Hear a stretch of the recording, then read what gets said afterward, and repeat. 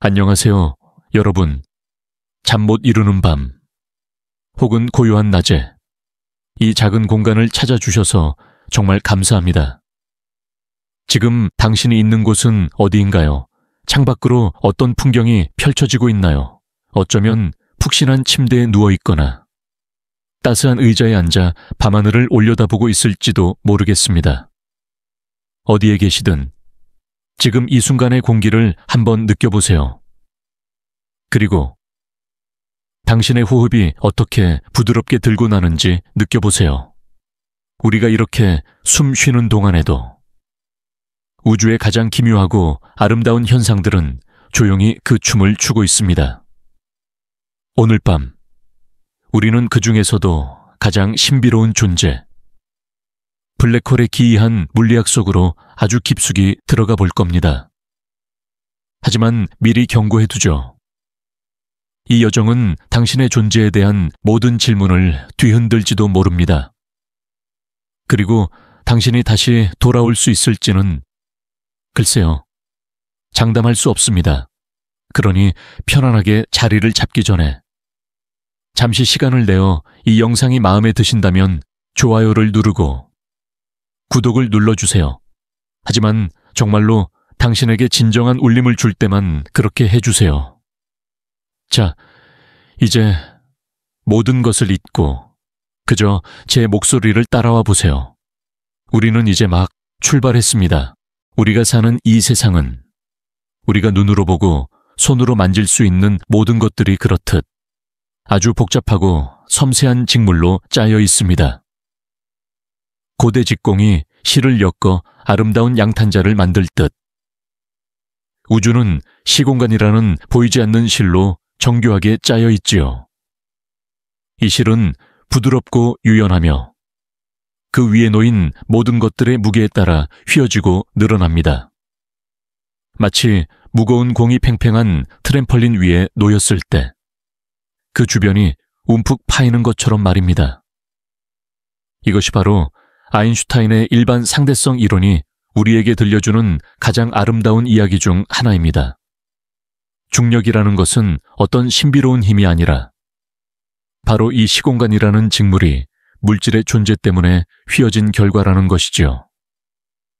거대한 별이나 행성들은 이 직물 위에 놓인 무거운 공처럼 주변을 휘게 만들고 그 휘어진 경로를 따라 다른 행성들이 조용히 공전하는 것입니다.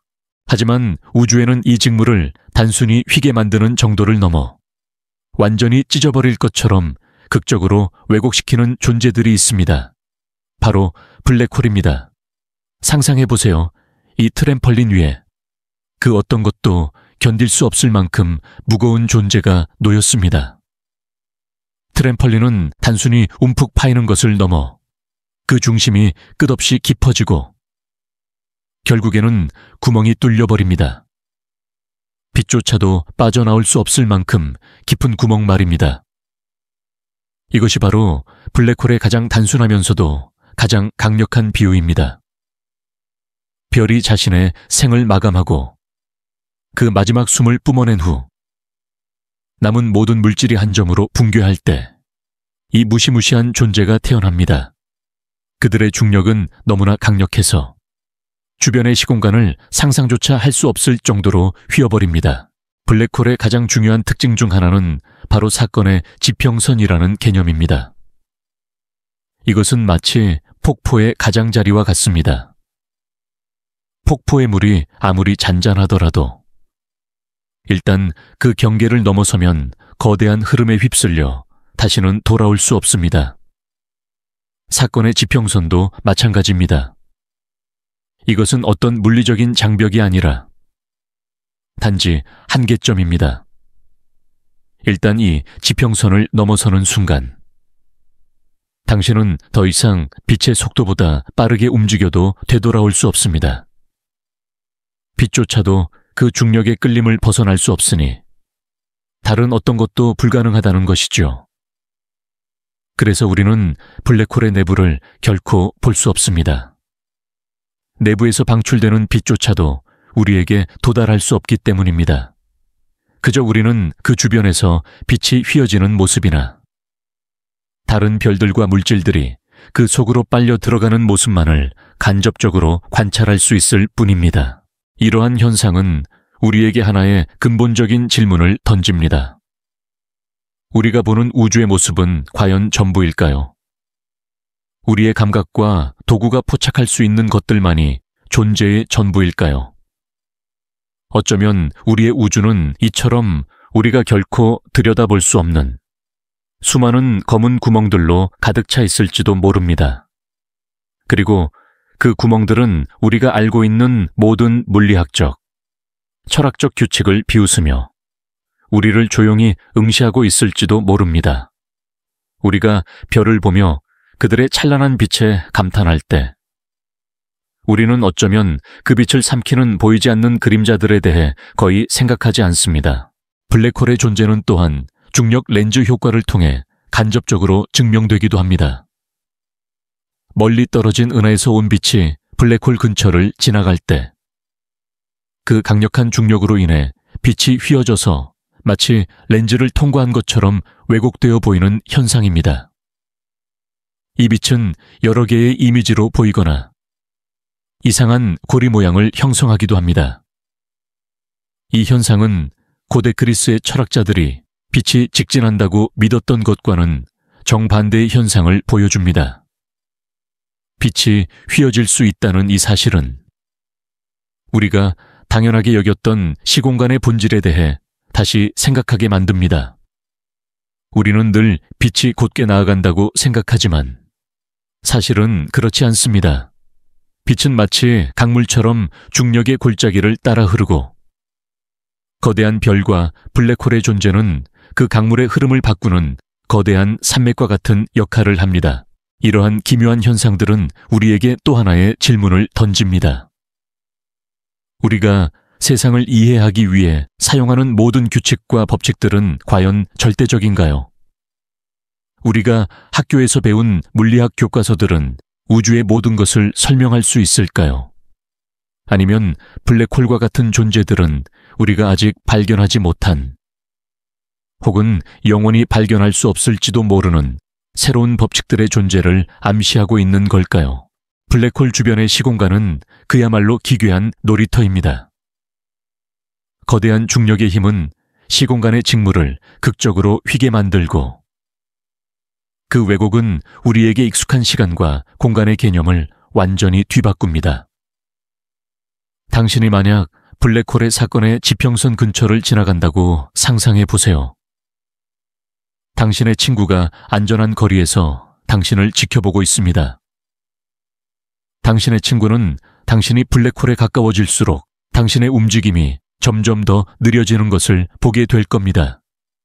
당신의 손짓 하나, 몸짓 하나가 마치 느린 영화처럼 보일 겁니다. 당신이 지평선에 도달하는 순간, 당신의 친구에게는 당신이 그곳에 영원히 멈춰 서 있는 것처럼 보일 겁니다. 당신이 그 경계를 넘어서는 순간을 결코 볼 수 없는 것이죠. 하지만 당신의 입장에서 보면 어떨까요? 당신은 여전히 평범한 속도로 움직이고 자신의 시계는 정상적으로 작동하는 것처럼 보일 겁니다. 하지만 당신의 친구의 시계는 마치 빠르게 돌아가는 영화처럼 보일 겁니다. 당신이 한순간을 경험하는 동안 당신의 친구에게는 수년 혹은 수십 년이 흘러 있을지도 모릅니다. 이것이 바로 중력시간 팽창이라는 현상입니다. 중력이 강한 곳에서는 시간이 느리게 흐른다는 것을 의미합니다. 이 현상은 GPS 위성에서도 실제로 관찰되고 있습니다. 지구의 중력이 약한 우주 공간에 있는 GPS 위성의 시계는 지구 표면에 있는 우리의 시계보다 더 빠르게 흘러가고 과학자들은 이 차이를 보정해주지 않으면 GPS가 정확한 위치를 알려줄 수 없다는 것을 잘 알고 있습니다. 이러한 현상은 우리에게 시간의 본질에 대한 깊은 질문을 던집니다. 시간은 과연 우리가 생각하는 것처럼 모두에게 동일하게 흐르는 단일한 강일까요? 아니면 각각의 존재가 중력이라는 환경에 따라 다르게 경험하는 각자의 이야기와 같은 것일까요? 어쩌면 우리가 잠 못 이루는 이 밤의 한순간이 다른 어떤 곳에서는 수백 년의 세월일지도 모릅니다. 우리가 잠시 멈춰서서 밤하늘을 올려다보는 이 순간에도 우주의 어떤 존재는 빛의 속도로 움직이며 수천 년의 시간을 단 한순간처럼 경험하고 있을지도 모릅니다. 우리가 사는 이 우주는 고정된 것이 아닙니다. 끊임없이 진동하고 변화하며 각자의 리듬을 가지고 흐릅니다. 블랙홀은 이 우주의 가장 깊은 곳에 있는 가장 강렬한 리듬 중 하나입니다. 그들은 빛을 삼키고 시간을 왜곡하며 우리가 알고 있는 모든 법칙을 시험합니다. 그들의 존재는 우리에게 겸손을 가르칩니다.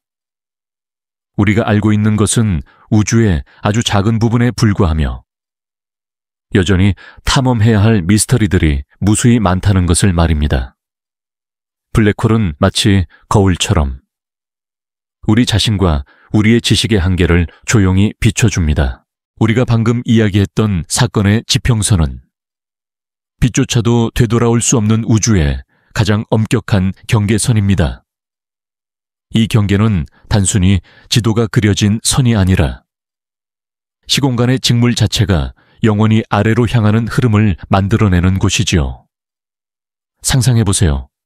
당신이 잔잔한 강물에 떠다니고 있는데 갑자기 강물의 속도가 점점 빨라지는 것을 느낍니다.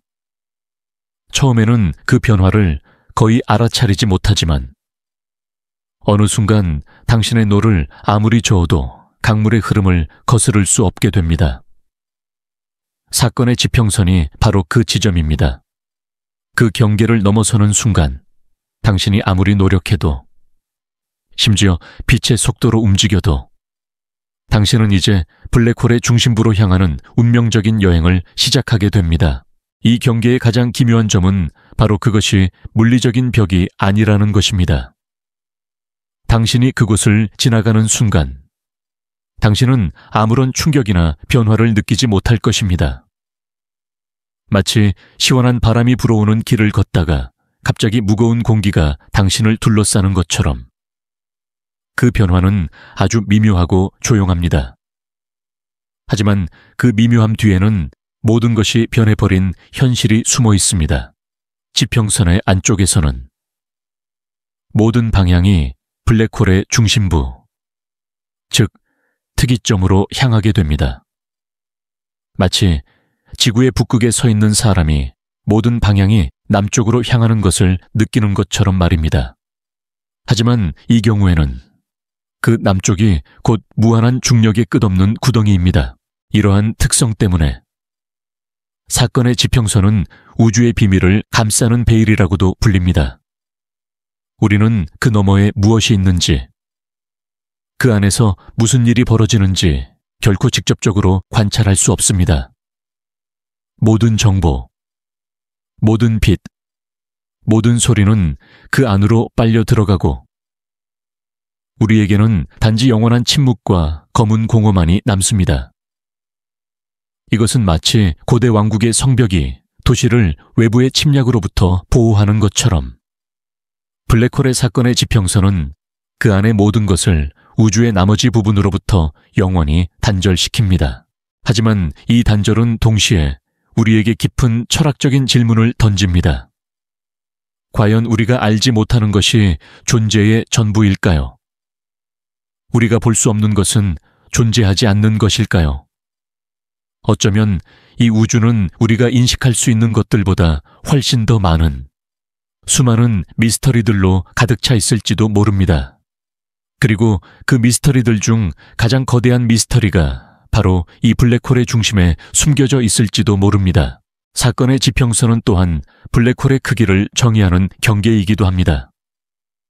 블랙홀의 크기는 그 질량에 비례하여 커지는데 이는 마치 눈덩이가 굴러가면서 점점 더 커지는 것과 같습니다.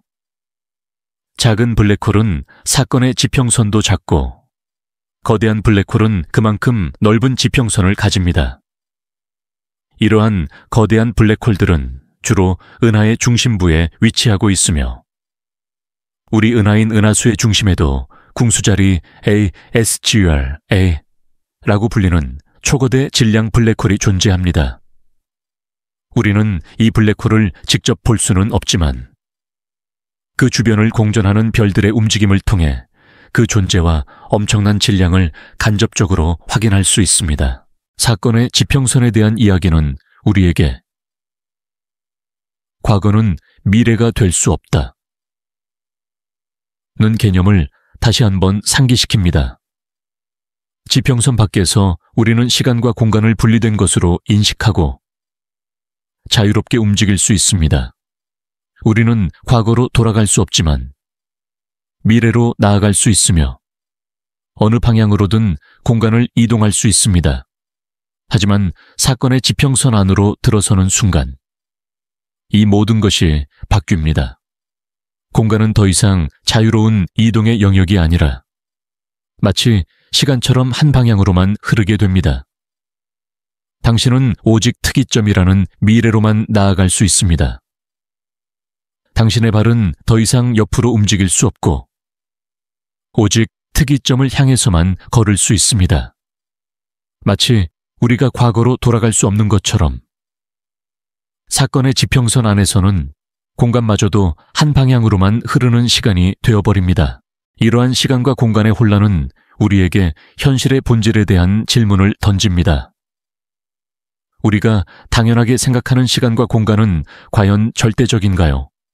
아니면 우리가 경험하는 특정한 환경의 결과물일까요? 어쩌면 우리가 겪는 모든 것은 거대한 우주적인 흐름 속에서 잠시 나타났다 사라지는 덧없는 현상에 불과할지도 모릅니다. 이러한 블랙홀의 특성들은 또한 패러독스를 만들어냅니다. 예를 들어 우리가 빛을 향해 달려간다고 가정해 보세요. 상대성 이론에 따르면 우리가 아무리 빨리 달려도 빛의 속도를 넘어설 수 없습니다. 빛은 언제나 우리보다 더 빠르게 나아가고 우리는 빛의 속도라는 한계에 영원히 갇혀 있습니다.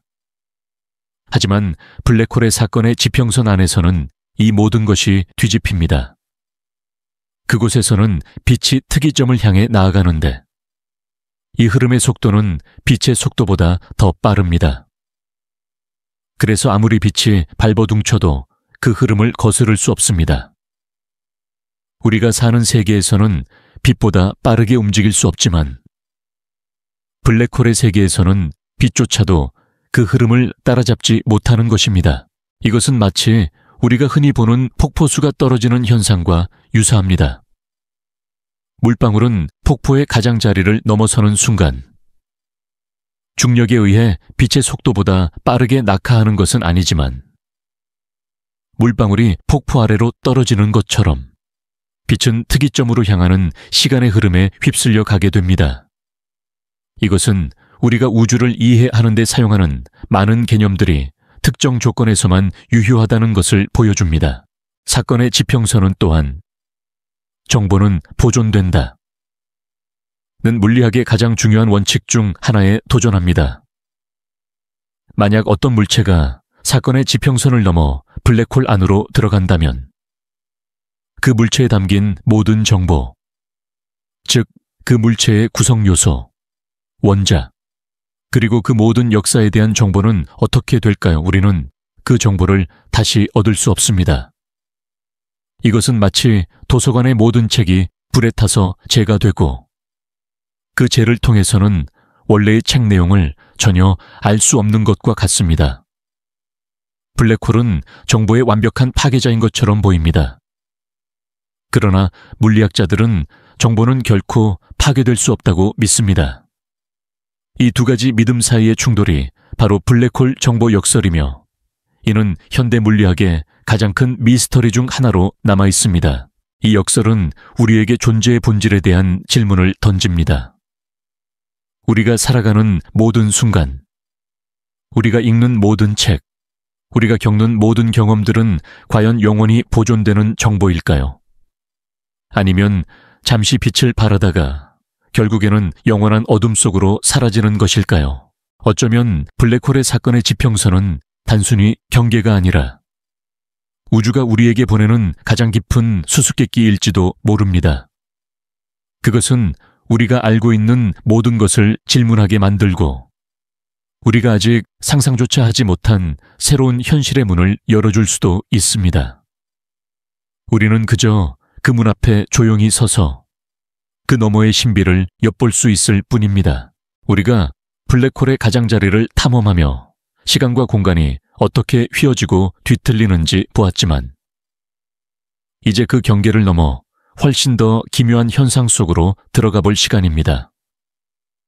그곳에서는 시간 자체가 우리가 아는 모든 규칙을 깨고 이상한 춤을 춥니다. 바로 중력시간 팽창이라는 현상입니다. 이것은 마치 우리가 사는 세상이 느린 동작으로 움직이는 영화 속 한 장면처럼 보이는 것과 같습니다.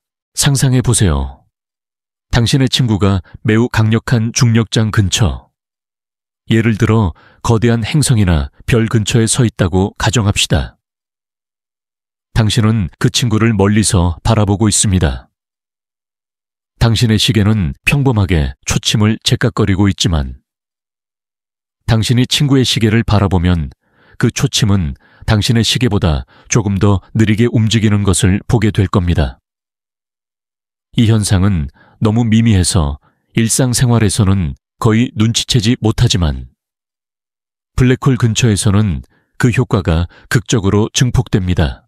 블랙홀 주변에서는 시공간의 직물이 너무나 극적으로 휘어져서 그 위를 흐르는 시간의 강물조차 느려집니다. 사건의 지평선에 가까워질수록 시간의 흐름은 마치 늪에 빠진 것처럼 점점 더 느려집니다. 이것은 단순한 착시 현상이 아닙니다. 시간 자체가 느려지는 물리적인 현상입니다. 당신이 만약 100년 된 우주선을 타고 블랙홀 주변을 한 바퀴 돈다면 당신의 시계는 단 몇 분밖에 흐르지 않았을 수도 있습니다. 하지만 당신이 다시 지구로 돌아왔을 때 지구의 모든 사람들은 100년이라는 세월을 겪었을 겁니다. 당신은 모두가 잠든 긴 세월 동안 당신의 한순간을 살았을 뿐입니다. 이것이 바로 쌍둥이 역설의 한 버전으로 두 쌍둥이 중 한 명이 우주 여행을 하고 돌아왔을 때 여행을 한 쌍둥이가 지구에 머물렀던 쌍둥이보다 젊어져 있는 현상을 설명합니다. 이 현상은 우리에게 시간의 상대성에 대한 깊은 깨달음을 줍니다.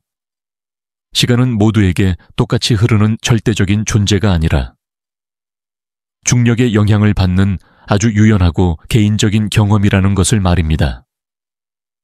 당신이 서 있는 곳의 중력이 얼마나 강한지에 따라 당신이 경험하는 시간의 속도가 달라집니다. 이것은 마치 바다의 깊이에 따라 수압이 달라지는 것과 같습니다. 중력이 깊은 바다와 같다면 시간은 그 바다를 흐르는 물결과 같습니다. 깊은 바다에서는 물결이 더 무겁고 느리게 흐르지만 표면에서는 가볍고 빠르게 흐릅니다. 이러한 시간의 이상한 춤은 우리에게 철학적인 질문을 던집니다. 우리가 느끼는 현재라는 것은 과연 무엇일까요? 당신이 이 글을 읽는 이 순간, 우주의 다른 곳에서는 수천 년의 시간이 이미 흘렀거나 혹은 수백 년의 시간이 아직 오지 않았을 수도 있습니다. 우리의 현재는 우주라는 거대한 시간의 강물 속에서 하나의 작은 소용돌이에 불과할지도 모릅니다. 블랙홀 근처에서 시간의 흐름이 느려지는 현상은 또한 우리가 미래로의 여행을 상상하게 만듭니다. 우리는 아직 과거로 돌아가는 방법을 알지 못하지만 강력한 중력장을 이용하면 미래로 도약할 수 있다는 가능성을 보게 됩니다.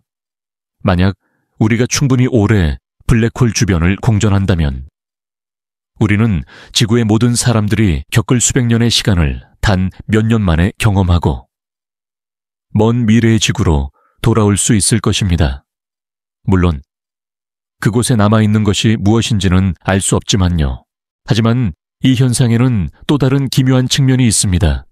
블랙홀에 너무 가까워지면, 즉 사건의 지평선을 넘어서면 시간은 더 이상 느려지는 것을 넘어 공간과 그 역할을 바꾸게 됩니다. 우리가 앞서 이야기했듯이 사건의 지평선 안에서는 모든 방향이 블랙홀의 중심으로 향하게 됩니다.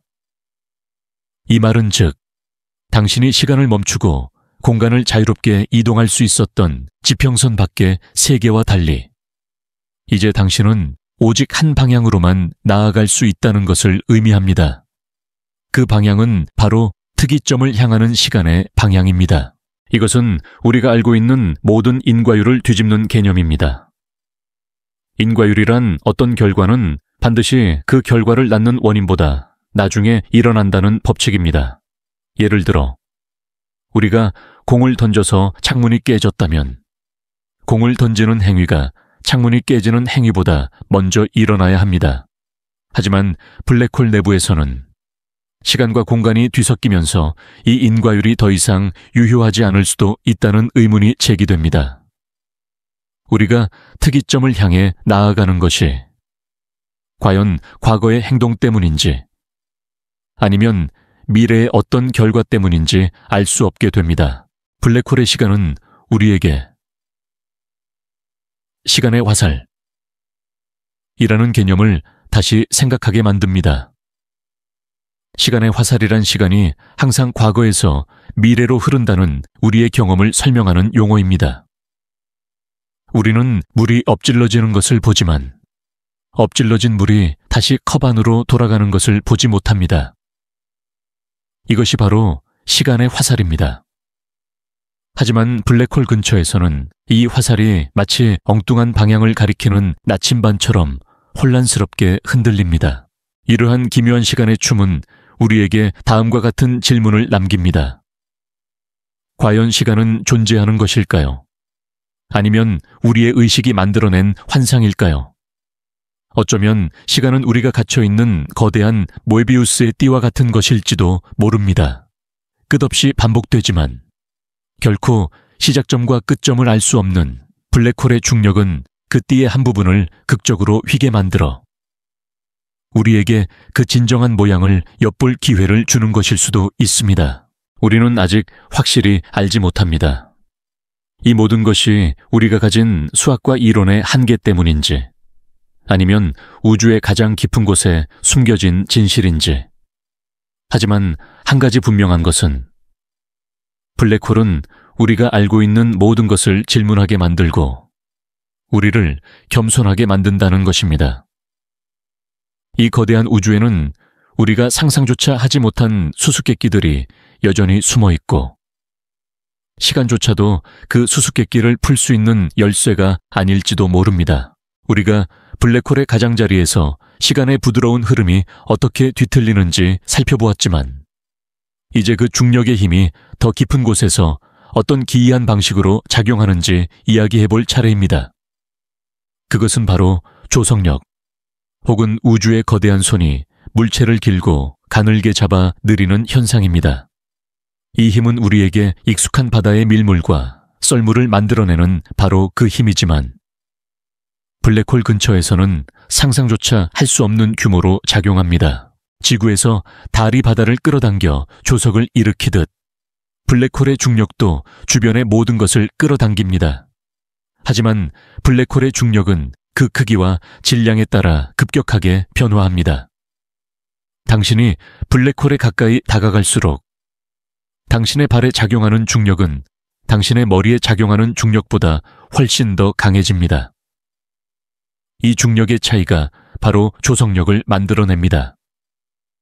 마치 당신의 발은 거대한 힘에 이끌려 블랙홀을 향해 가속하고 당신의 머리는 그보다 약한 힘에 이끌려 조금 더 느리게 가속하는 것과 같습니다. 이 미세한 차이는 결국 당신의 몸을 마치 스파게티 가닥처럼 길고 가늘게 늘어뜨리게 됩니다. 물리학자들은 이 현상을 스파게티화라고 부르는데 이 단어만큼 이 기괴한 현상을 잘 설명하는 말은 없을 겁니다. 이러한 조석력은 블랙홀의 종류에 따라 그 효과가 다릅니다. 만약 당신이 태양 질량의 수배에 불과한 작은 블랙홀에 접근한다면 당신은 사건의 지평선에 도달하기 훨씬 전에 스파게티화 될 겁니다. 하지만 은하의 중심에 있는 초거대 질량 블랙홀의 경우는 조금 다릅니다. 이들은 그 질량만큼이나 사건의 지평선도 매우 넓기 때문에 지평선에 도달하는 동안에도 중력의 기울기가 상대적으로 완만합니다.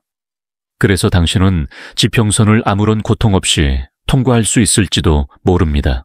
물론 일단 통과하면 되돌아올 수 없다는 사실은 변함없지만요. 조성력은 단순한 상상 속의 현상이 아닙니다. 과학자들은 블랙홀에 의해 파괴되는 별들을 실제로 관찰했습니다. 별이 블랙홀의 사건의 지평선에 너무 가까워지면 블랙홀의 강력한 조성력에 의해 별은 찢겨지고 그 물질들은 길고 가느다란 가닥으로 늘어뜨려집니다. 이 늘어진 물질들은 매우 뜨거워지고 빛을 방출하는데 과학자들은 이 빛을 통해 블랙홀의 존재를 간접적으로 확인합니다.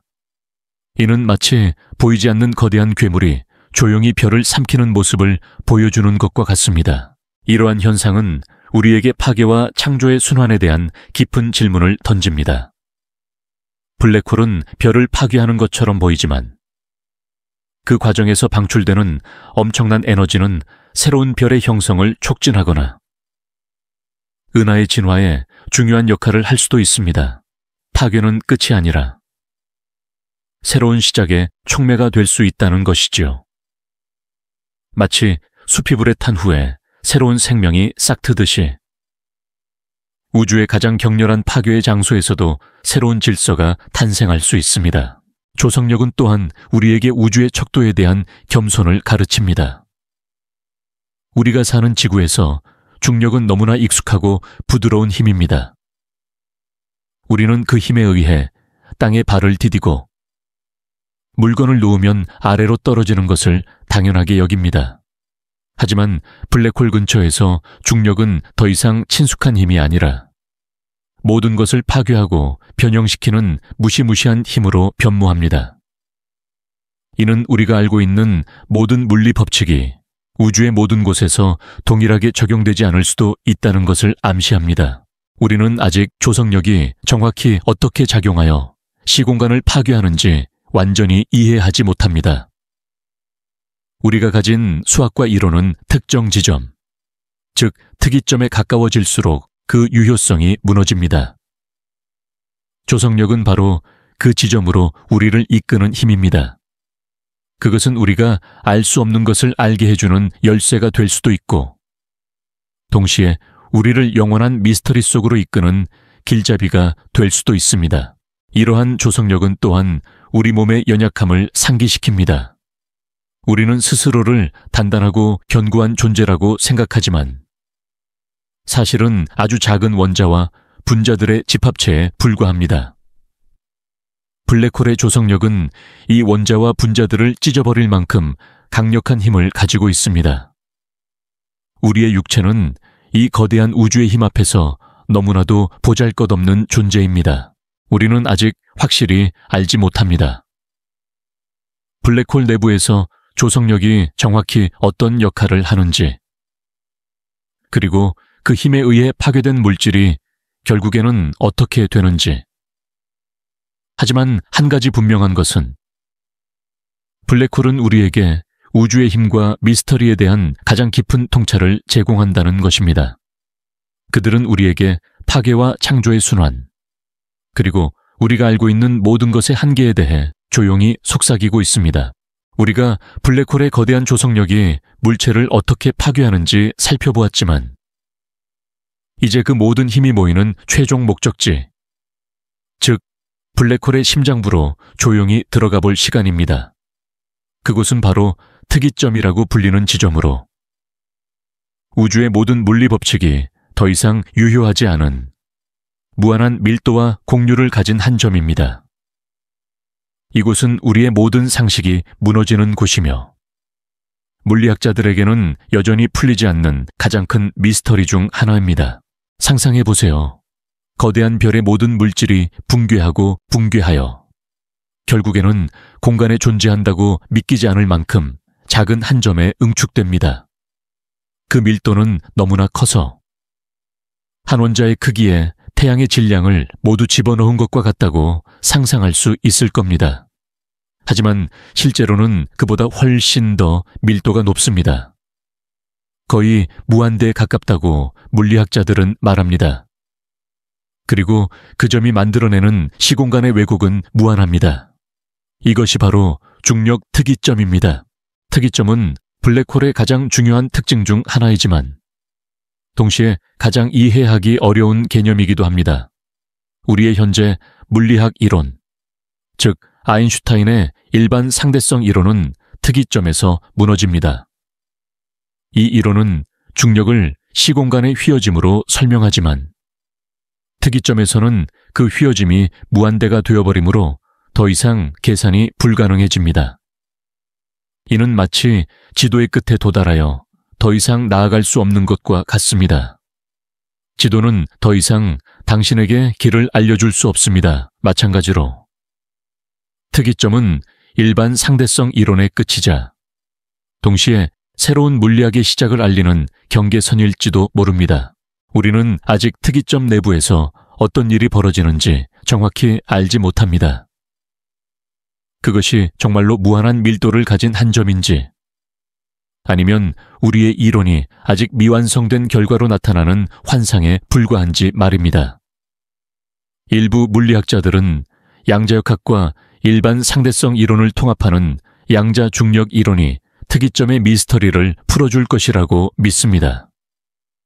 양자역학은 아주 작은 세계의 물리학을 다루고 일반 상대성 이론은 아주 거대한 세계의 물리학을 다룹니다. 특이점은 이 두 세계가 만나는 곳이기 때문에 이 두 이론을 통합하는 새로운 이론이 필요합니다. 특이점은 또한 우리에게 존재의 근원에 대한 깊은 질문을 던집니다. 우리가 사는 이 우주는 약 138억 년 전 빅뱅이라는 특이점에서 시작되었다고 믿어집니다. 빅뱅 이론에 따르면 우주는 아주 작고 뜨거운 한 점에서 폭발적으로 팽창하여 지금의 거대한 모습을 이루었습니다. 그렇다면 빅뱅을 만들어낸 그 특이점은 무엇이었을까요? 그것은 과연 지금 블랙홀 내부에 존재하는 특이점과 같은 것일까요? 만약 그렇다면 블랙홀은 단지 파괴의 장소가 아니라 새로운 우주를 창조하는 씨앗일 수도 있다는 상상을 하게 됩니다. 블랙홀의 특이점은 파괴된 물질을 삼키고 어쩌면 그 안에서 새로운 우주를 잉태하고 있을지도 모릅니다. 이것은 우리가 생각하는 시간의 흐름을 뒤집는 개념이기도 합니다. 우리가 알고 있는 시간은 한 방향으로만 흐르는 것으로 생각되지만 블랙홀의 특이점에서는 그 방향이 바뀔 수도 있습니다. 우리의 우주는 블랙홀 안에서 태어나고 또 다른 우주는 우리의 블랙홀 안에서 태어나는 거대한 순환의 일부일 수도 있습니다. 하지만 이 모든 것은 아직 가설에 불과합니다. 우리는 특이점을 직접 관찰할 수 없습니다. 그것은 사건의 지평선 안에 깊숙이 숨겨져 있기 때문입니다. 우리는 그저 그 존재를 추론하고 우리가 가진 이론의 한계 속에서 그 모습을 상상할 수 있을 뿐입니다. 특이점은 우리에게 다음과 같은 존재론적 질문을 제기합니다. 과연 우리의 존재는 무엇으로부터 시작되었고 무엇으로 끝나는가? 우리가 알고 있는 모든 것은 과연 전부인가? 우리의 지식이 닿지 않는 곳에 우리가 아직 상상조차 하지 못한 새로운 현실이 존재하고 있는 것은 아닐까? 이러한 질문들은 우리가 과학을 하는 이유이기도 합니다. 우리는 미스터리를 풀기 위해, 우리가 알 수 없는 것을 알기 위해 끊임없이 탐험하고 연구합니다. 그리고 블랙홀의 특이점은 그 탐험의 가장 깊은 곳에 있는 영원한 빛을 삼키는 어둠의 등대와 같습니다. 그 등대는 우리를 위험한 곳으로 이끌지만 동시에 새로운 지식의 해안으로도 이끌어줍니다. 우리는 아직 그 해안에 도달하지 못했지만 그곳을 향해 계속해서 항해하고 있습니다. 그리고 이 모든 여정의 끝에 우리는 우리 자신과 우주의 진정한 모습을 마주하게 될지도 모릅니다. 우리가 블랙홀의 중심에 있는 특이점의 미스터리를 잠시 엿보았지만 이제 그 블랙홀이 우주에 던지는 가장 깊고 골치 아픈 역설 중 하나, 즉 블랙홀 정보 역설에 대해 이야기해볼 시간입니다. 이 역설은 물리학의 가장 근본적인 원칙 중 두 가지, 즉 정보는 파괴될 수 없다는 양자역학의 원리와 블랙홀은 모든 것을 삼킨다는 일반 상대성 이론의 예측이 충돌하면서 발생합니다. 상상해보세요. 당신이 사랑하는 책 한 권을 가지고 블랙홀의 사건의 지평선 너머로 던져 넣는다고 가정합시다. 그 책은 사건의 지평선을 넘어 블랙홀 안으로 들어가고 결국 특이점에서 파괴될 것입니다. 당신은 그 책의 내용을 다시는 알 수 없습니다. 책의 모든 정보는 사라진 것처럼 보입니다. 그런데 양자역학은 모든 정보, 즉 우주의 모든 입자의 정확한 위치와 속도에 대한 정보는 결코 사라지거나 파괴될 수 없다고 말합니다. 이 우주는 마치 거대한 도서관과 같아서 모든 책이 읽히고 모든 이야기가 기록되지만 그 어떤 책도 불태워지거나 사라지지 않습니다. 그렇다면 블랙홀은 어떻게 이 원칙을 어길 수 있을까요? 이것이 바로 물리학자들을 수십 년 동안 잠 못 이루게 한 질문입니다. 블랙홀은 정말로 정보를 파괴하는 것일까요?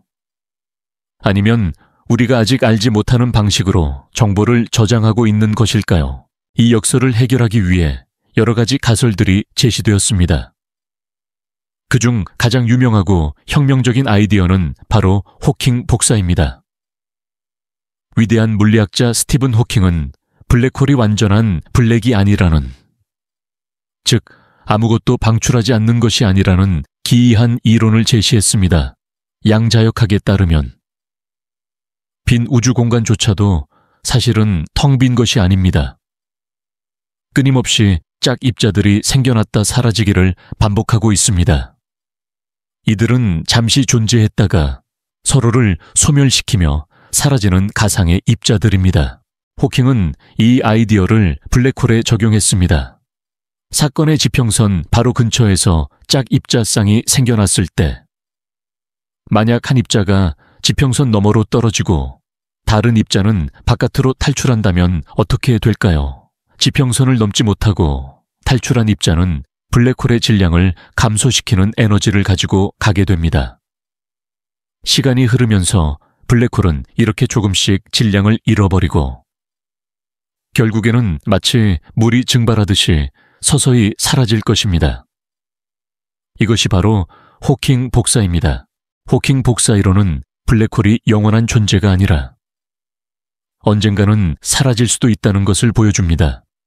그리고 더 중요한 것은 블랙홀이 정보를 파괴하는 것이 아니라 이 복사를 통해 그 정보를 아주 느리고 복잡한 방식으로 방출할 수도 있다는 가능성을 제시한다는 것입니다. 마치 책을 태울 때 그 연기나 재에 책의 내용에 대한 정보가 암호화되어 있는 것처럼 말입니다. 물론 그 정보를 다시 해독하는 것은 거의 불가능하겠지만요. 하지만 이것은 또 다른 문제를 낳습니다. 만약 블랙홀이 사라진다면 그 안에 있던 모든 정보는 어디로 가는 것일까요? 우리는 여전히 그 답을 모릅니다. 호킹 복사는 정보를 방출하지만 그 방식이 너무 무작위적이어서 원래의 정보를 완벽하게 복원할 수 있을지는 미지수입니다. 이러한 불확실성은 우리에게 우주의 본질에 대한 깊은 질문을 던집니다. 우주는 과연 완벽하게 예측 가능하고 질서 정연한 곳일까요? 아니면 근본적으로 무작위적이고 예측 불가능한 곳일까요? 정보가 파괴될 수 없다면 우리가 겪는 모든 경험, 모든 생각, 모든 기억은 우주의 어떤 곳에 기록되어 영원히 보존되는 것일까요? 어쩌면 우리의 의식조차도 파괴될 수 없는 정보의 한 형태일지도 모릅니다. 이 역설은 또한 홀로그램 우주론이라는 기묘한 아이디어로 이어집니다. 이 이론은 우리가 3차원 공간에 살고 있다고 생각하지만 사실은 모든 정보가 2차원 표면에 기록된 거대한 홀로그램이라는 가설입니다.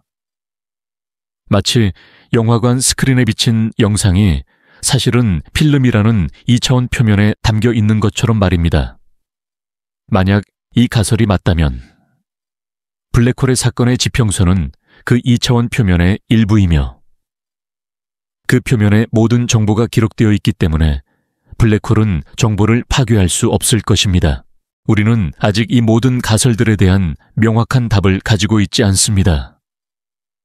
블랙홀 정보 역설은 물리학의 가장 깊은 곳에 있는 미스터리 중 하나이며 우리가 양자 중력이라는 새로운 이론을 발견하기 전까지는 풀리지 않을지도 모릅니다.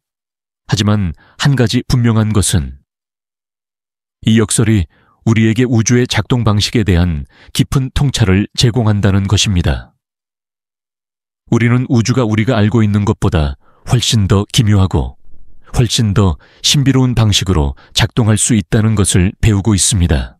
우리가 블랙홀 정보 역설에 대해 이야기하며 블랙홀이 모든 것을 삼키는 존재가 아닐지도 모른다는 기묘한 아이디어에 다가섰습니다. 이제 그 아이디어를 좀 더 깊이 파고들어 블랙홀의 가장 아름다우면서도 역설적인 현상, 바로 호킹 복사에 대해 조용히 이야기해 볼 시간입니다. 이 개념은 블랙홀이 영원한 존재가 아니라 마치 물방울이 서서히 증발하듯 언젠가는 사라질 수도 있다는 것을 보여줍니다. 우리가 사는 이 우주는 텅 빈 공간으로 보이지만 양자역학의 세계로 들어가면 전혀 그렇지 않습니다. 그곳은 끊임없이 존재와 무존재의 경계를 오가는 활기찬 에너지의 바다입니다. 이 바다에서는 입자들과 반입자들이 쌍으로 아주 짧은 시간 동안 생성되었다가 다시 충돌하여 사라지기를 반복합니다. 이들은 너무나 순식간에 나타났다 사라지므로 우리는 이들을 직접 관찰할 수 없습니다. 그래서 이들을 가상입자라고 부릅니다. 이 가상입자들은 우주 공간의 모든 곳에서 조용히 그리고 끊임없이 춤을 추고 있습니다. 스티븐 호킹은 이 기묘한 현상이 블랙홀의 사건의 지평선 근처에서 일어날 때 어떤 일이 벌어질지 상상했습니다. 만약 사건의 지평선 바로 위에서 입자와 반입자 쌍이 생성되었다고 가정해 보세요. 한 입자는 블랙홀의 중력에 의해 사건의 지평선 너머로 빨려 들어가고 다른 입자는 운 좋게 그 강한 끌림을 벗어나 우주 공간으로 탈출할 수 있을 겁니다. 이렇게 탈출한 입자는 마치 블랙홀로부터 방출되는 것처럼 보입니다. 이 입자들은 블랙홀의 질량을 희생하여 존재하게 된 것이므로 블랙홀의 질량은 아주 미세하게 감소하게 됩니다. 시간이 흐를수록 이 과정은 계속해서 반복됩니다. 이것은 마치 거대한 얼음 덩어리가 따뜻한 공기 속에서 서서히 녹아 사라지는 것과 같습니다. 얼음 덩어리는 물방울을 조금씩 흘려보내며 점점 더 작아지고 결국에는 흔적도 없이 사라지게 됩니다. 호킹 복사도 마찬가지입니다. 블랙홀은 이 복사를 통해 에너지를 방출하고 그 결과로 질량을 잃어버리게 됩니다. 그리고 그 질량 감소는 다시 블랙홀의 크기를 줄어들게 하고 크기가 줄어든 블랙홀은 더 많은 복사를 방출하게 됩니다. 이 과정은 마치 눈덩이가 점점 더 가속하며 굴러가듯이 가속화됩니다. 결국 블랙홀은 아주 오랜 시간이 흐른 뒤에는 모든 질량을 잃고 거대한 폭발과 함께 사라지게 될 것입니다. 이것은 상상하기 힘든 매우 느린 과정입니다. 태양 질량의 블랙홀이 완전히 증발하는 데는 12의 67제곱년이라는 우주의 나이보다 훨씬 긴 시간이 걸릴 것으로 추정됩니다. 그러니 우리가 걱정할 필요는 없습니다. 하지만 이 개념은 우리가 블랙홀에 대해 가지고 있던 모든 상식을 뒤집습니다. 블랙홀은 더 이상 영원하고 모든 것을 삼키는 존재가 아니라 유한하고 심지어 스스로를 파괴하는 존재가 되는 것입니다. 호킹 복사 이론은 여력학의 개념을 블랙홀에 적용하여 만들어졌습니다. 여력학은 열과 에너지의 관계를 다루는 학문인데 호킹은 블랙홀에 온도가 있다는 것을 증명했습니다. 온도는 입자들이 얼마나 활발하게 움직이는지를 나타내는 척도인데, 블랙홀이 에너지를 방출한다는 것은 곧 온도를 가지고 있다는 것을 의미합니다. 블랙홀의 온도는 그 크기에 반비례합니다. 즉, 작은 블랙홀일수록 더 뜨겁고 더 빠르게 증발합니다. 이것은 우주의 초기, 아주 작고 뜨거운 블랙홀들이 많이 존재했다면 그들은 이미 모두 증발해버렸을 것이라는 것을 암시합니다. 하지만 이 이론은 여전히 증명되지 않은 가설입니다. 호킹 복사는 너무나 미약해서 현재 우리의 기술로는 이를 직접 관찰할 수 없습니다. 우리는 그저 이 이론이 제시하는 아름다운 논리와 그 결과가 가지고 오는 철학적인 의미에 대해 사색할 수 있을 뿐입니다. 호킹 복사는 우리에게 존재와 소멸의 순환에 대한 깊은 질문을 던집니다. 우주의 모든 것은 결국에는 사라지는 것일까요? 별들이 태어나고 죽듯이, 은하들이 형성되고 사라지듯이, 블랙홀조차도 언젠가는 영원한 어둠 속으로 돌아가는 것일까요? 그렇다면 우리의 존재는 어떤 의미를 가지는 것일까요? 덧없이 사라질 운명을 지닌 우주의 작은 한 부분에 불과한 것일까요? 어쩌면 호킹 복사는 블랙홀이 정보를 파괴하는 것이 아니라 우주의 다른 곳으로 정보를 돌려보내는 하나의 복잡한 메커니즘일지도 모릅니다. 우리가 앞서 이야기했던 블랙홀 정보 역설에 대한 하나의 해답일 수도 있는 것이죠. 블랙홀에 들어간 정보는 호킹 복사에 의해 미세하게 암호화되어 결국에는 우주로 다시 방출됩니다. 비록 우리가 그 암호를 해독할 수는 없을지라도 정보는 결코 파괴되지 않고 보존된다는 물리학의 원칙은 지켜지는 것입니다. 이러한 생각은 우리에게 우주의 모든 것은 연결되어 있다는 깊은 깨달음을 줍니다. 우리가 한순간에 던져넣는 하나의 정보가 수억 년 뒤에는 우주의 먼 곳에서 작은 빛으로 나타날 수도 있다는 것입니다. 우리의 모든 행동, 모든 생각, 모든 존재는 우주의 거대한 직물에 흔적을 남기고 그 흔적은 영원히 사라지지 않을지도 모릅니다. 우리가 블랙홀이 사라질 수도 있다는 기묘한 개념, 즉 호킹 복사에 대해 사색했지만 이제 이 거대한 우주의 드라마에서 블랙홀이 단독 배우가 아니라는 것을 이야기해 볼 시간입니다. 그들은 시공간의 거대한 직물에 파문을 일으키는 다른 존재들과 함께 조용히 춤을 추고 있습니다. 바로 중력파입니다. 상상해 보세요. 우주 전체가 거대한, 팽팽하게 당겨진 직물이라고 생각하세요. 이 직물 위에서 거대한 별이나 행성이 움직일 때, 혹은 충돌할 때, 그것은 마치 물웅덩이에 돌을 던졌을 때 생기는 잔물결처럼 시공간에 아주 미세한 진동을 일으킵니다. 이 진동이 바로 중력파입니다. 아인슈타인의 일반 상대성 이론은 이러한 파동의 존재를 예언했지만 그 파동은 너무나 미약해서 지난 수십 년간 과학자들은 이를 직접 관찰할 수 없었습니다. 하지만 2015년 인류는 마침내 블랙홀 두 개가 충돌하여 병합하는 극적인 순간에 방출된 중력파를 감지하는 데 성공했습니다. 이것은 마치 수십억 년 전에 멀리 떨어진 우주에서 두 개의 거대한 산이 서로 충돌하며 내는 소리를 아주 희미한 속삭임으로 듣게 된 것과 같았습니다. 이 사건은 물리학의 새로운 장을 열었으며 우리는 이제 중력파를 통해 우주의 가장 격렬하고 신비로운 사건들을 직접적으로 들을 수 있게 되었습니다. 중력파는 빛의 속도로 퍼져나가며 그 파동이 지나가는 모든 것을 아주 미세하게 느렸다가 줄입니다. 우리가 사는 지구를 포함해서 말이죠. 물론 그 변화는 너무나 미미해서 우리가 눈치채기란 불가능합니다. 마치 우리의 몸을 통과하는 바람처럼 우리는 그 존재를 느끼지 못하지만 그 힘은 실제로 우리를 통과하고 있습니다. 블랙홀은 중력파를 방출하는 가장 강력한 원천 중 하나입니다.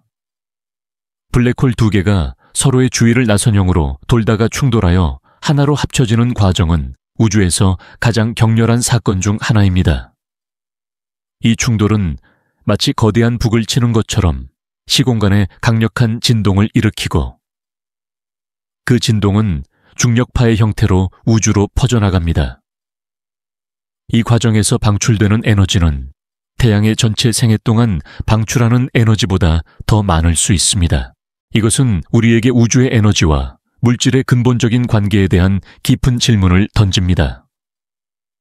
에너지와 물질은 서로 변환될 수 있고 블랙홀은 그 변환의 가장 극적인 예시를 보여줍니다. 그들은 물질을 삼키고 중력파의 형태로 엄청난 양의 에너지를 방출합니다. 이는 마치 거대한 우주적인 발전소와 같습니다. 그들은 물질을 태워 에너지를 만들고 그 에너지는 우주의 모든 곳으로 퍼져나가 새로운 질서를 창조하는 데 기여합니다. 중력파의 발견은 또한 우리가 블랙홀의 진정한 본질에 대해 더 많이 알 수 있는 새로운 창을 열었습니다.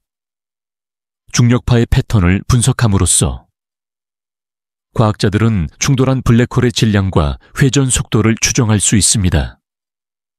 이는 마치 어떤 소리를 듣고 그 소리를 내는 물체의 크기와 모양을 추측하는 것과 같습니다. 중력파는 우리에게 블랙홀에 대한 새로운 종류의 정보를 제공하며 우리가 빛을 통해 볼 수 없었던 블랙홀의 숨겨진 모습들을 드러내줍니다. 이것은 또한 빛이 없는 우주의 모습에 대한 상상을 가능하게 합니다. 우리가 우주를 이해하는데 주로 사용하는 도구는 망원경을 통해 들어오는 빛입니다. 하지만 중력파는 빛과 독립적으로 존재합니다.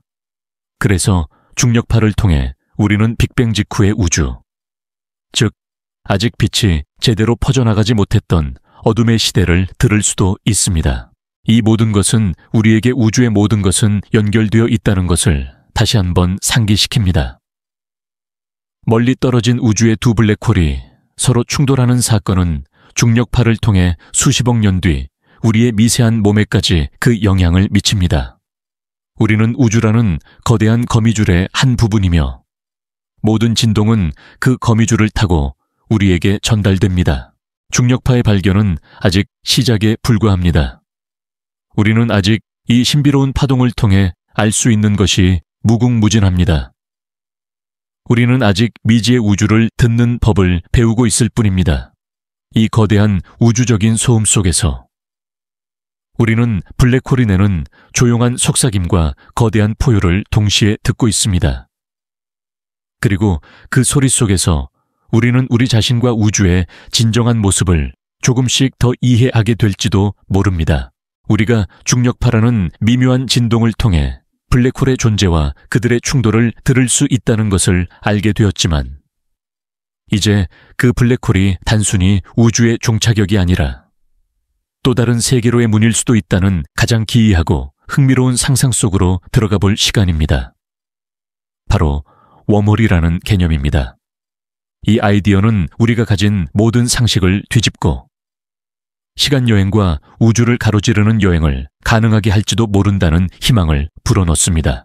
아인슈타인의 일반 상대성 이론은 시공간의 직물이 휘어질 수 있다는 것을 보여주었는데 물리학자들은 이 이론을 바탕으로 시공간을 가로지르는 지름길, 즉 웜홀이 존재할 수 있다는 가설을 제기했습니다. 웜홀은 마치 사과 표면의 한 점에서 다른 점으로 이동하기 위해 사과를 파고 들어가는 벌레의 길과 같습니다. 사과의 표면을 따라 이동하는 것보다 훨씬 짧은 거리를 이동할 수 있는 것이지요. 웜홀은 바로 이처럼 시공간의 두 지점을 연결하는 터널과 같습니다. 이 터널은 우리 우주의 다른 곳일 수도 있고 심지어 다른 우주로 통하는 통로일 수도 있습니다. 웜홀의 가장 매혹적인 부분은 바로 이것이 시간 여행의 가능성을 제시한다는 것입니다. 웜홀의 양쪽 끝은 서로 다른 중력장이나 속도에 노출될 수 있으므로 한쪽 끝에서는 시간이 느리게 흐르고 다른 쪽 끝에서는 시간이 빠르게 흐를 수 있습니다. 만약 당신이 느리게 흐르는 시간에 웜홀 입구로 들어가서 빠르게 흐르는 시간에 웜홀 출구로 나온다면 당신은 미래로 여행하게 되는 것입니다. 물론 이 모든 것은 아직 가설에 불과하지만 수학적으로는 가능하다고 여겨집니다. 하지만 웜홀이 실제로 존재하고 안정적으로 유지되기 위해서는 몇 가지 해결해야 할 문제들이 있습니다. 첫째, 웜홀은 매우 불안정하여 아주 짧은 시간 동안만 존재할 수 있습니다. 마치 순식간에 나타났다 사라지는 에너지 거품처럼 말입니다. 이것을 안정적으로 유지하기 위해서는 음의 질량이나 음의 에너지를 가진 물질, 즉 우리의 상식으로는 존재하지 않는 기묘 물질이 필요하다고 물리학자들은 말합니다. 이 물질은 중력을 밀어내는 힘을 가지고 있어서 웜홀의 입구를 열어놓을 수 있다고 상상됩니다. 둘째, 블랙홀이 웜홀의 입구 역할을 할 수 있을까요? 많은 사람들이 블랙홀이 웜홀과 연결되어 있을 것이라고 상상합니다. 하지만 일반적인 블랙홀은 웜홀의 입구가 될 수 없습니다. 블랙홀은 한 방향으로만 흐르는 시간에 강물과 같아서 일단 들어가면 특이점이라는 종착역으로만 향하게 됩니다. 그리고 사건의 지평선 내부의 조성력은 웜홀이 열리기도 전에 모든 것을 파괴할 것입니다. 하지만 일부 이론 물리학자들은 회전하는 블랙홀, 즉 커 블랙홀은 특이점이 한 점이 아니라 고리 모양을 가질 수 있기 때문에 이 고리를 통과하면 특이점을 피하고 웜홀로 이어질 수도 있다는 가능성을 제시합니다. 이 모든 것은 아직 수학적인 상상에 불과하지만 우리가 가진 이론들이 얼마나 놀라운 이야기를 담고 있는지 보여줍니다. 웜홀의 개념은 우리에게 우주의 본질에 대한 깊은 질문을 던집니다. 우리가 사는 우주는 과연 독립적인 존재일까요? 아니면 다른 수많은 우주들과 연결된 거대한 다중 우주 속의 한 부분일까요? 웜홀은 이 다중 우주를 탐험할 수 있는 유일한 통로일 수도 있습니다. 우리는 아직 우주의 진정한 지도를 가지고 있지 않습니다. 그리고 어쩌면 그 지도는 우리가 상상했던 것보다 훨씬 더 복잡하고 서로 연결된 길들로 가득 차 있을지도 모릅니다.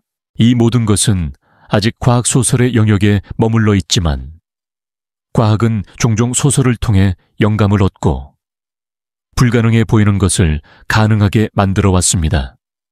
19세기에 전기와 전파를 상상했던 과학자들은 오늘날의 스마트폰과 인터넷을 상상했을까요? 우리가 지금 웜홀에 대해 이야기하는 것이 미래 인류에게는 아주 당연한 일이 될지도 모릅니다. 우리는 아직 답을 모릅니다. 하지만 한 가지 확실한 것은 블랙홀은 단지 파괴의 장소가 아니라 우주의 가장 깊은 미스터리와 가장 놀라운 가능성을 담고 있는 존재라는 것입니다.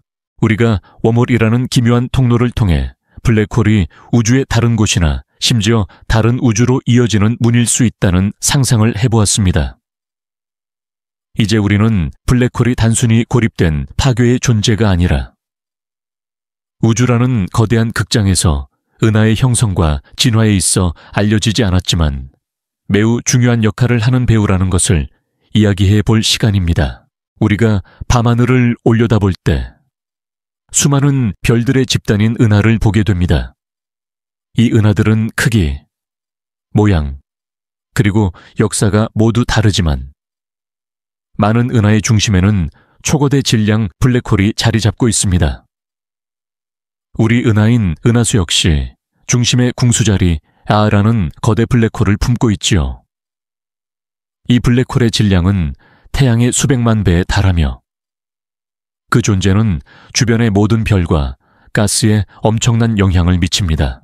오랫동안 과학자들은 은하의 중심에 있는 블랙홀이 그저 은하의 부산물이라고 생각했습니다. 은하가 형성된 후에 물질이 중심으로 모여 블랙홀을 만들었다는 것이지요. 하지만 최근 연구들은 그 관계가 훨씬 더 깊고 복잡하다는 것을 시사합니다.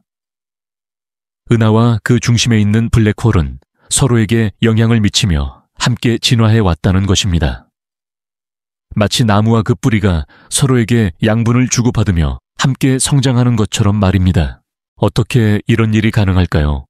블랙홀은 주변의 가스와 먼지를 엄청난 속도로 빨아들일 때 그 물질들은 소용돌이를 이루며 거대한 강착 원반을 형성합니다.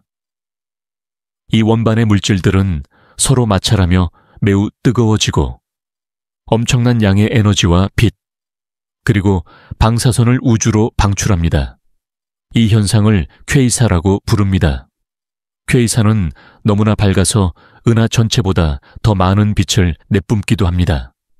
이 퀘이사의 빛과 방사선은 은하 전체로 퍼져나가고 주변의 가스와 먼지를 가열하고 밀어내어 새로운 별의 형성을 억제할 수 있습니다.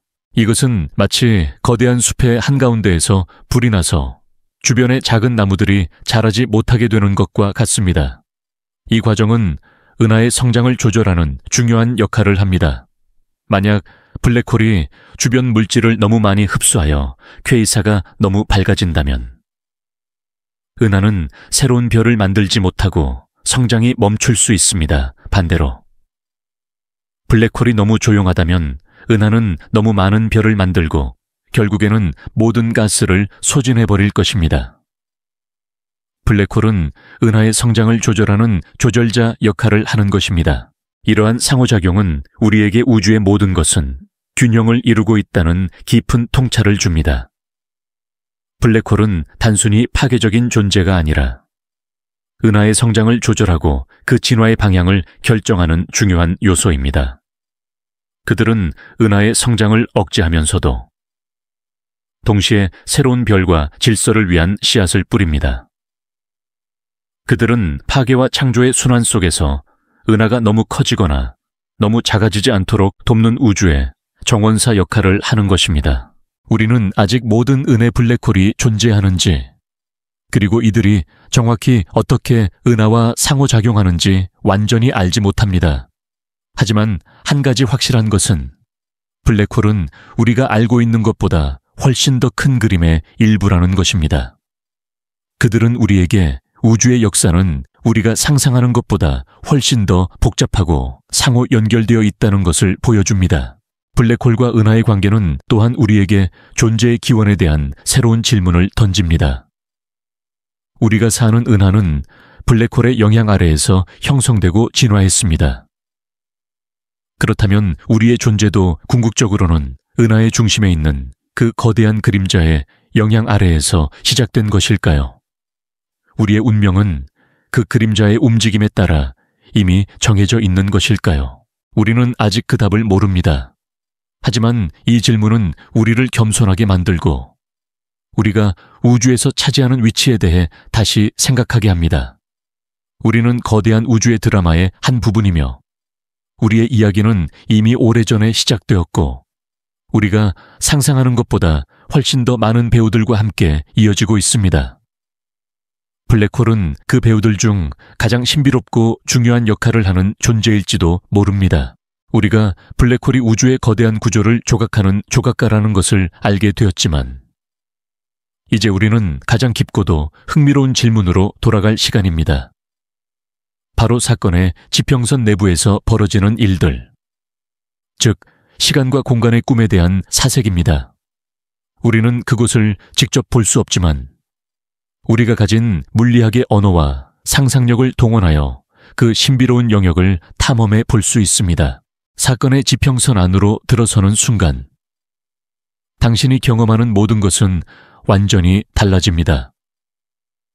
바깥 세계에서는 시간은 앞으로 흐르고 공간은 당신이 자유롭게 이동할 수 있는 3차원의 영역입니다. 하지만 그 안에서는 시간과 공간이 그 역할을 바꿉니다. 이제 시간은 곧 공간이 되고 공간은 곧 시간이 됩니다. 이 말이 무슨 의미일까요? 상상해 보세요. 당신은 사건의 지평선을 넘어섰고 이제 당신이 움직이는 모든 방향은 블랙홀의 중심부, 즉 특이점을 향하게 됩니다. 당신은 더 이상 왼쪽이나 오른쪽, 위나 아래로 움직일 수 없습니다. 마치 우리가 시간의 강물 속에서 앞으로만 나아가듯이 당신의 모든 움직임은 오직 특이점이라는 단 하나의 미래로만 향하게 됩니다. 이처럼 공간은 당신이 선택할 수 있는 영역이 아니라 오직 한 방향으로만 흐르는 시간이 되어버립니다. 그렇다면 시간은 어떻게 될까요? 시간은 이제 당신이 자유롭게 이동할 수 있는 공간이 됩니다. 물론 당신은 시간을 거슬러 과거로 갈 수는 없지만 당신은 시간의 여러 지점에서 동시에 존재할 수 있는 것처럼 느껴질지도 모릅니다. 이것은 우리의 상식으로는 이해하기 힘든 개념이지만 특이점이라는 무한한 중력의 힘이 만들어내는 결과입니다. 이러한 기묘한 현상은 우리에게 현실의 본질에 대한 깊은 철학적인 질문을 던집니다. 우리가 당연하게 여기는 시간과 공간은 과연 절대적인가요? 아니면 우리의 의식이 특정한 환경에 맞춰 구성한 환상에 불과할까요? 어쩌면 우리의 의식은 우리가 경험하는 현실의 제약을 벗어나 시간과 공간의 경계를 넘나들 수 있는 더 큰 가능성을 가지고 있는지도 모릅니다. 우리는 잠을 자면서 시간과 공간을 초월하는 꿈을 꾸곤 합니다. 어쩌면 블랙홀의 내부에서 일어나는 일들은 깨어있는 의식으로는 도달할 수 없는 꿈의 세계와 유사할지도 모릅니다. 사건의 지평선 내부에서 벌어지는 또 다른 흥미로운 현상은 경험의 압축입니다. 당신이 사건의 지평선을 통과하여 특이점으로 향할 때 외부에서 당신을 지켜보는 사람에게는 당신이 지평선에 영원히 멈춰 있는 것처럼 보일 겁니다. 당신의 움직임은 점점 더 느려지고 당신의 신호는 점점 더 붉게 변하다가 결국에는 사라질 겁니다. 하지만 당신의 입장에서는 모든 것이 정상적인 속도로 진행됩니다. 그리고 당신이 특이점에 도달하기 전 당신의 마지막 순간에 우주의 모든 과거와 미래가 단 한순간에 압축되어 당신에게 펼쳐질 수도 있다는 흥미로운 가설이 있습니다. 당신은 당신의 삶의 모든 순간, 그리고 우주의 모든 역사를 단 한 번에 경험하게 될지도 모릅니다. 이것은 마치 모든 책이 한 페이지에 압축되어 있는 것과 같습니다. 이것은 우리에게 삶의 의미에 대한 질문을 던집니다. 우리가 사는 모든 순간은 단지 특이점에 도달하기 위한 긴 여정의 한 부분일까요? 우리의 모든 기억과 경험은 결국 한 점으로 수렴되어 영원히 반복되거나 혹은 영원히 사라지는 것일까요? 우리는 아직 답을 모릅니다. 사건의 지평선 내부는 우리가 도달할 수 없는 미지의 영역입니다. 하지만 이러한 상상들은 우리가 과학을 하는 이유를 다시 한번 상기시켜 줍니다. 우리는 미스터리를 풀기 위해, 우리가 알 수 없는 것을 알기 위해 끊임없이 탐험합니다. 블랙홀의 내부는 그 탐험의 가장 깊은 곳에 있는 영원한 미지의 영역입니다. 그곳은 우리가 가진 모든 이론과 상상력이 시험대에 오르는 곳이며 우리가 아직 상상조차 하지 못한 새로운 현실이 숨겨져 있는 곳입니다.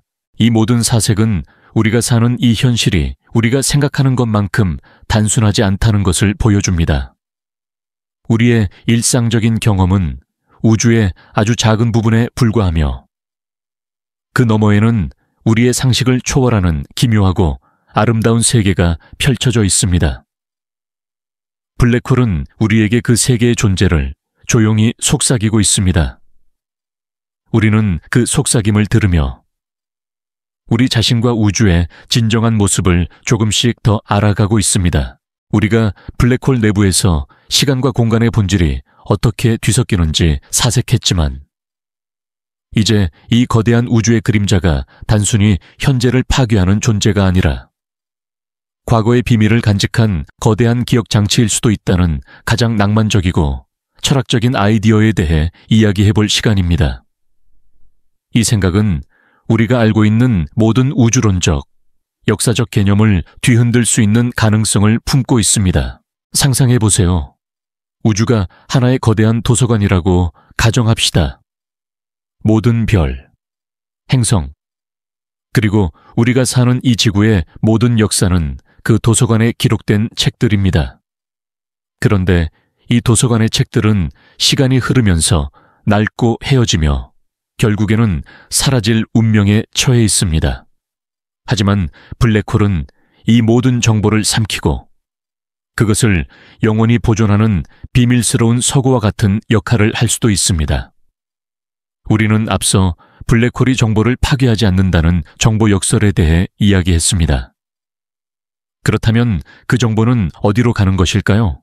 일부 물리학자들은 블랙홀의 사건의 지평선이 단순한 경계가 아니라 그곳을 통과하는 모든 것의 정보를 기록하는 일종의 홀로그래피 스크린일 수 있다고 제안합니다. 우리가 3차원 영상으로 보는 홀로그램이 2차원 필름에 모든 정보가 담겨 있는 것처럼 블랙홀의 지평선은 3차원 공간의 정보를 2차원 표면에 기록한다는 것입니다. 이는 블랙홀에 들어간 모든 물질의 정보가 그 표면에 아주 미세하고 복잡한 방식으로 암호화되어 있다는 것을 의미합니다. 이러한 관점에서 본다면 블랙홀은 단순히 모든 것을 삼키는 존재가 아니라 우주의 모든 역사를 기록하는 거대한 기록 보관소가 됩니다. 그들은 별의 탄생과 죽음, 은하의 충돌, 심지어 우주 초기의 물질, 분포에 대한 정보를 그들의 사건의 지평선에 조용히 새겨 넣고 있는 것입니다. 만약 이 가설이 옳다면 블랙홀을 연구하는 것은 마치 고대 유적에서 발견된 돌판에 새겨진 상형 문자를 해독하는 것과 같을 것입니다. 우리는 블랙홀의 복잡한 구조와 그 주변의 현상들을 연구함으로써 우주의 가장 오래된 비밀들을 읽어낼 수 있을지도 모릅니다. 이것은 우리에게 역사의 본질에 대한 깊은 질문을 던집니다. 우리가 역사를 기록하기 위해 사용하는 책, 사진, 영상들은 모두 시간이 흐르면 사라질 운명에 처해 있습니다. 하지만 우주는 우리가 알지 못하는 방식으로 그 모든 것을 영원히 기록하고 있는 것일까요? 우리가 겪는 모든 경험, 우리가 만들어내는 모든 예술작품, 우리가 나누는 모든 대화가 우주의 어떤 곳에 영원히 새겨지고 있는 것은 아닐까요? 블랙홀이 우주의 기억 장치라는 아이디어는 시간의 비가역성에 대한 우리의 믿음에 도전합니다. 우리는 시간이 항상 앞으로만 흐른다고 믿지만 만약 우리가 블랙홀에 기록된 정보를 해독할 수 있다면 우리는 과거를 다시 읽을 수 있게 됩니다. 이것은 시간 여행과는 다르지만 과거의 모든 순간들을 다시 재현하고 그 속에서 일어난 모든 사건들을 다시 경험할 수 있는 가능성을 제시합니다.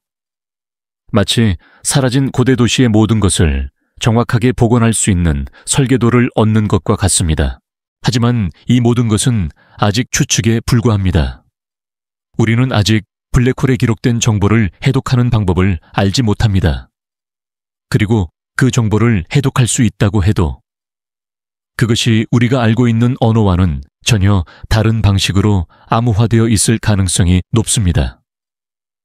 그것은 마치 외계인의 언어로 쓰인 책을 발견했지만 그 언어를 해석할 사전이 없는 것과 같습니다. 하지만 이 생각 자체만으로도 우리는 겸손해집니다. 우리의 지식이 닿지 않는 곳에 우주의 가장 깊은 미스터리들이 숨겨져 있다는 것을 깨닫게 해줍니다. 블랙홀은 단순히 파괴적인 존재가 아니라 우주의 모든 것을 기록하고 그 기록을 통해 우리에게 과거와 미래에 대한 깊은 통찰을 제공하는 우주의 서기관과 같은 존재일지도 모릅니다. 우리는 그 서기관의 존재를 어렴풋이 느끼고 있을 뿐이며 그들이 쓴 책을 읽기 위한 언어를 배우는 것은 아직 먼 미래의 일일지도 모릅니다.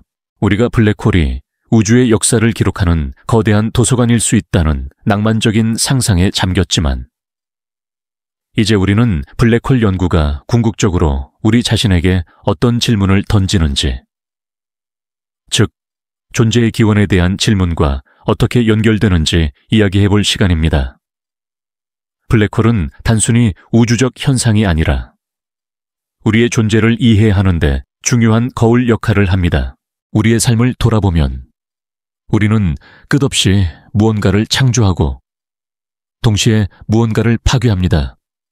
우리는 건물을 짓고 동시에 오래된 건물을 허물어뜨립니다.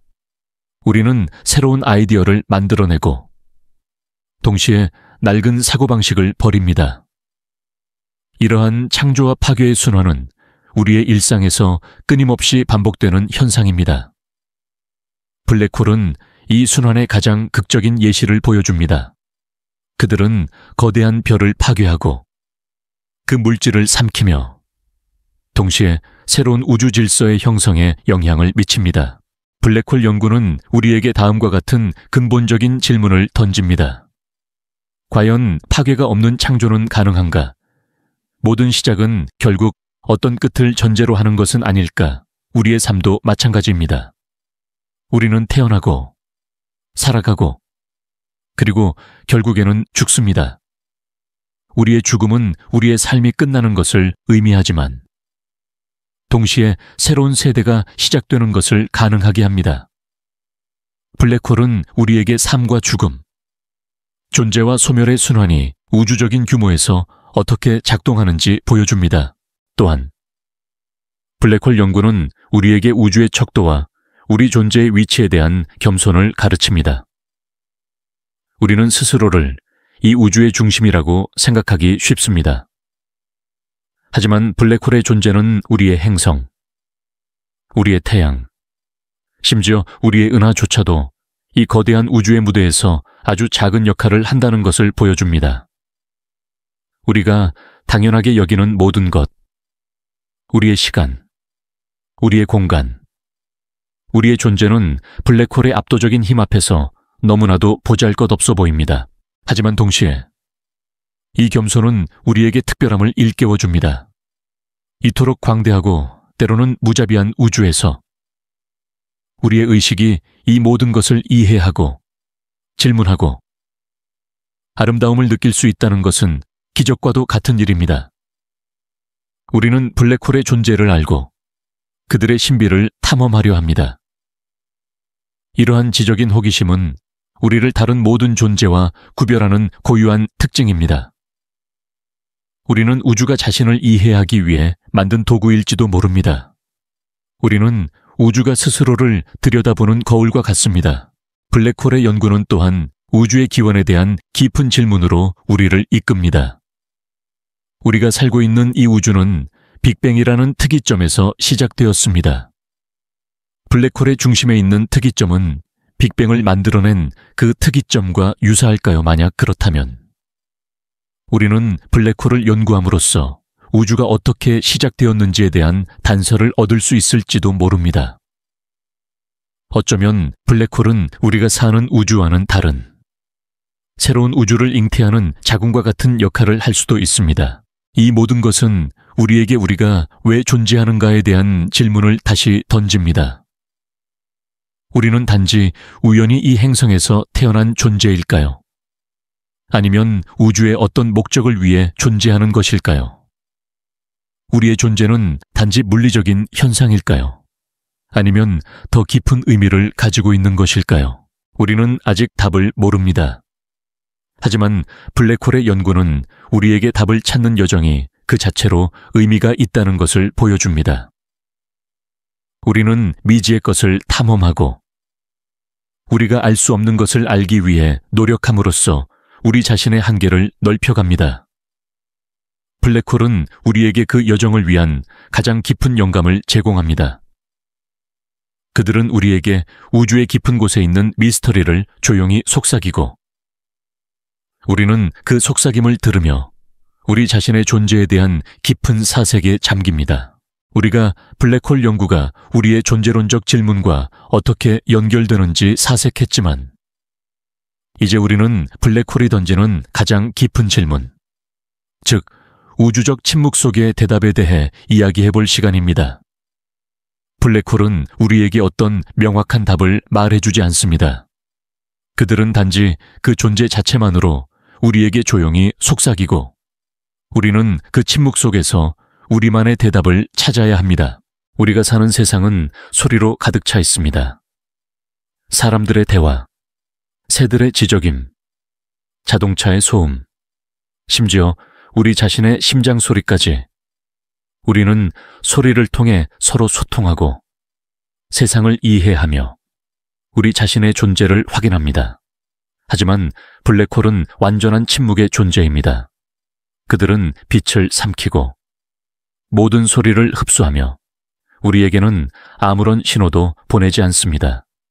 이 침묵은 우리에게 가장 큰 깨달음을 줍니다. 바로 때로는 침묵 속에 가장 중요한 진실이 숨겨져 있다는 것입니다. 우리가 아는 모든 과학적 지식은 빛과 소리, 그리고 다른 물리적 신호들을 통해 얻은 것입니다. 우리는 별의 스펙트럼을 분석하여 그들의 구성 성분을 알아내고 은하의 움직임을 관찰하여 우주의 팽창을 이해합니다. 하지만 블랙홀은 이 모든 신호를 거부합니다.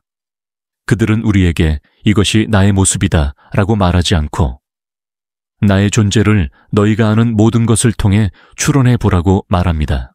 이러한 침묵은 우리에게 사고의 전환을 요구합니다. 우리는 이제 우리가 아는 것만을 가지고 판단하는 것을 멈추고 우리가 알지 못하는 것을 상상하고 추론해야 합니다. 블랙홀의 침묵은 우리를 기존의 사고방식에서 벗어나게 하고 새로운 질문을 던지게 합니다. 우리가 블랙홀의 존재를 알고 있지만 그 내부를 볼 수 없다는 사실은 우리의 지식이 아직 불완전하다는 것을 인정하게 만듭니다. 블랙홀은 우리에게 다음과 같은 철학적인 질문을 던집니다.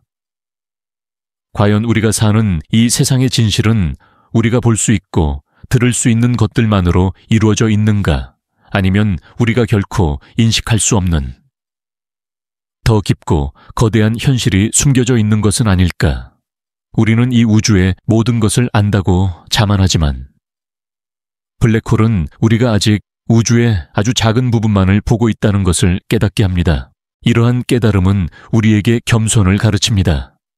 우리가 아무리 똑똑하고 위대한 발견을 했다 하더라도 우주는 우리가 상상하는 것보다 훨씬 더 크고 복잡하며 여전히 풀리지 않은 미스터리들로 가득 차 있습니다. 블랙홀은 그 미스터리들의 가장 깊은 곳에 있는 존재이며 우리는 그들의 침묵을 통해 우리 자신의 한계를 깨닫습니다. 하지만 이 침묵은 동시에 우리에게 희망을 줍니다. 만약 블랙홀의 침묵 속에 우리가 아직 상상조차 하지 못한 비밀들이 숨겨져 있다면 우리는 새로운 지식을 발견하고 우리의 우주에 대한 이해를 확장할 수 있는 무한한 가능성을 가지고 있다는 것을 의미합니다. 블랙홀은 단순히 존재의 끝이 아니라 새로운 시작의 신호탄일 수도 있습니다. 이 모든 사색은 우리에게 우주의 모든 것은 연결되어 있다는 것을 다시 한번 상기시킵니다. 블랙홀의 침묵은 우리가 사는 세상의 소음과 대비되며 그 대비는 우리에게 우주의 모든 것이 어떻게 서로 영향을 미치고 있는지 보여줍니다. 블랙홀은 별을 파괴하지만 그 과정에서 방출되는 에너지는 새로운 별의 탄생에 기여할 수 있습니다. 그들의 침묵은 새로운 소음의 시작을 예고하는 것입니다.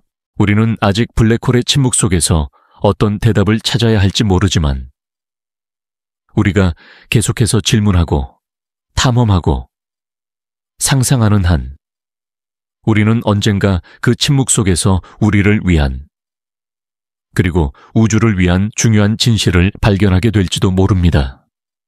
블랙홀은 우리에게 그 여정을 멈추지 말라고 조용히 속삭이고 있습니다. 우리가 블랙홀의 미스터리를 탐험하며 시간의 춤과 공간의 왜곡 그리고 존재의 기원에 대한 깊은 질문들을 함께 사색했습니다. 이제 우리는 이 모든 여정을 마무리하며 우리가 배운 것들을 조용히 되새겨 볼 시간입니다.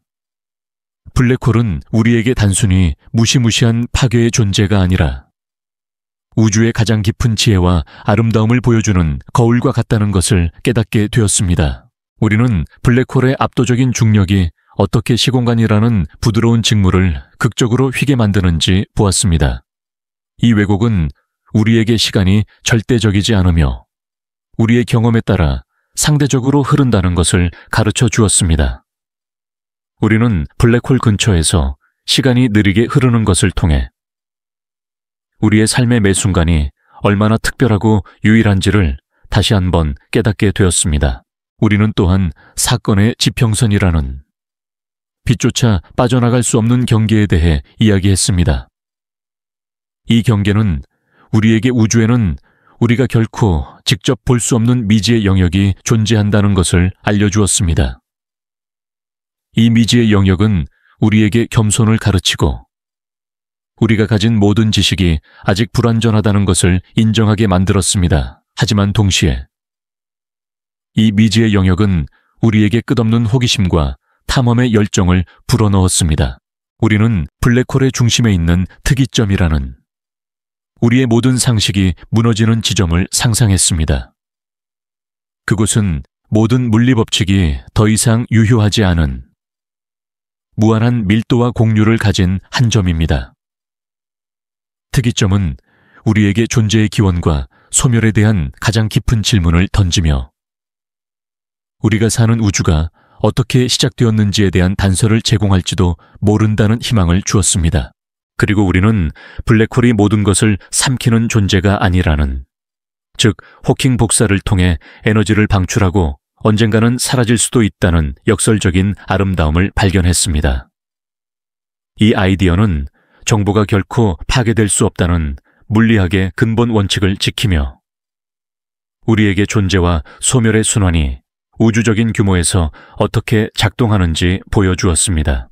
또한 우리는 블랙홀이 단순히 고립된 존재가 아니라 중력파를 통해 우주의 다른 존재들과 소통하고 은하의 형성과 진화에 중요한 역할을 한다는 것을 알게 되었습니다. 그들은 우주의 정원사 역할을 하며 파괴와 창조의 순환 속에서 새로운 질서를 만들어냅니다. 마지막으로 우리는 블랙홀이 우리에게 어떤 명확한 답을 말해주지 않지만 그들의 침묵을 통해 우리 자신과 우주의 진정한 모습을 들여다볼 수 있다는 것을 깨달았습니다. 그들의 침묵은 우리에게 질문하는 법을 가르치고 우리가 알지 못하는 것을 상상하는 용기를 주었습니다. 이 모든 여정은 우리에게 과학이 단순히 사실과 숫자에 대한 것이 아니라 상상력과 호기심, 그리고 존재의 의미를 탐구하는 아름다운 예술이라는 것을 보여주었습니다. 우리는 블랙홀에 기이한 물리학을 탐험함으로써 우리가 사는 이 현실이 얼마나 신비롭고 얼마나 아름다운지에 대해 다시 한번 깊이 생각하게 되었습니다. 우리의 여정은 여기서 끝납니다. 하지만 당신의 꿈의 여정은 이제 막 시작될 것입니다. 블랙홀의 미스터리가 당신의 마음속에 조용히 남아서 당신이 잠든 밤에도 당신을 더 깊고 아름다운 꿈의 세계로 이끌어주기를 바랍니다. 이제 모든 것을 잊고 그저 당신의 숨소리에 귀를 기울여 보세요. 부드럽게 들고 나는 당신의 호흡이 마치 우주의 먼지 입자처럼 가볍고 조용하게 느껴지도록 하세요. 당신이 있는 공간의 공기는 어떤 온도를 가지고 있나요? 창밖의 소리들은 이제 아주 멀리서 들려오는 작은 속삭임처럼 느껴질 겁니다. 모든 생각과 걱정은 마치 밤하늘의 별처럼 서서히 사라지고 당신의 마음은 깊고 검은 우주처럼 고요해질 것입니다. 마지막으로 한번 더 여쭤보고 싶네요. 지금 당신이 머무는 곳은 어디인가요? 그곳의 시간은 지금 이 순간 어떻게 흐르고 있나요? 당신이 이 모든 이야기를 듣는 동안 당신의 의식은 우주라는 거대한 양탄자 위를 여행했습니다. 이제 그 여행을 잠시 멈추고 당신이 있는 바로 이 순간으로 돌아오세요. 이 모든 미스터리가 당신의 마음속에 조용히 자리 잡았기를 바랍니다. 혹시 이 이야기가 당신에게 작은 위로가 되었다면 언제든 다시 찾아와 주세요. 하지만 그렇지 않더라도 괜찮습니다. 당신이 지금 이 순간 편안함을 느끼고 깊은 잠에 빠질 수 있다면 그것으로 충분합니다. 편안히 주무세요.